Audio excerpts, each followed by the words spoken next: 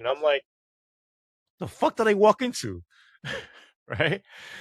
So I go back and I tell my handlers, listen, you sure you want to go do this? Because you're opening up a whole can of worms here. It's not just this rape charge we're talking about. There's a lot of criminality going on. All right. So if we're gonna do this, I want to know that you guys have my back, that we're gonna fully do this, right? Because it's not just this lieutenant that's involved. You have other people from different units and multiple cops, right? It was at least maybe like 20 cops that I seen within the first couple months, right? And I told them, look, it's not just these cops, because you have, yeah, detectives and police officers, but you have mostly lieutenants, captains, and chiefs, right? And they're like, yeah, don't worry about it. Just go straight to the police commissioner. You're the most protected cop in the NYPD right now. Just go out and do it. And I was like, yeah, but nobody could know, right? Mhm.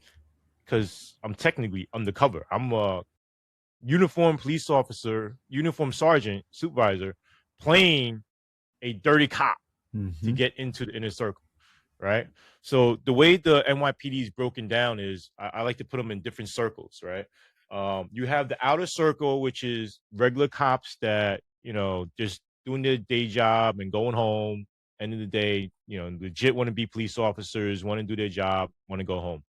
Then you have cops that have hooks, we call them, right? Or cranes, right? Like depending how big the person they know. And that person that they know will help them get them transferred to units that they want to go to, or help them get out of trouble when they do get into, trouble and stuff like that. And those are called, hooks, right? The people that are hooked up. Then you have the inner circle, the core people. These are chess movers, right? Because everybody it's sad to say this, but everybody is kind of like on a chessboard, and everybody is chess pieces, right? All the cops are like chess pieces. But you have certain people that could move chess pieces, right? We call them chess movers, meaning they have enough juice to control what happens, right? And these are the inner core people.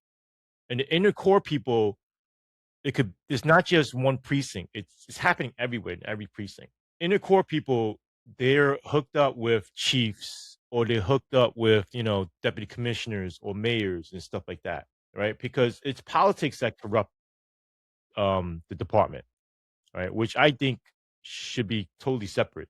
Policing and politics should be totally separated. Also, I also believe that the NYPD should not be monitoring itself. Internal affairs is all smoke and mirrors. It's not there for, you know, um, fighting corruption. It's actually there for damage control and saving face for the NYPD, right? Like public relations, Right. right? So they know where all the corruption is. It's just they don't want to do anything about it, because it's kind of like, if you clean up all the corruption, you shock the system to the point where it can't operate anymore. So they As let we the saw in little the things go. 70s. That's Right, exactly what happened in New York in the 70s. The whole right, the whole police department was paralyzed because of the corruption investigations. right. Like Frank Serpico, right? I speak to Frank Serpico all the time, and we compare stories back and forth. And he said this is exactly the same thing that was going on. Nothing Yeah. changed, Yeah, right? 50 So the years game never ago. changes, only the players, Mhm. right? So I don't know what it is. I think it's just the way the system is set up or whatever to operate, but it's just self preserves, right? So whatever the case is, the inner circle are core people that are actually, it's driven by greed, power, um, and it's just totally, it's disgusting what they're able to do and what they get away with. Okay.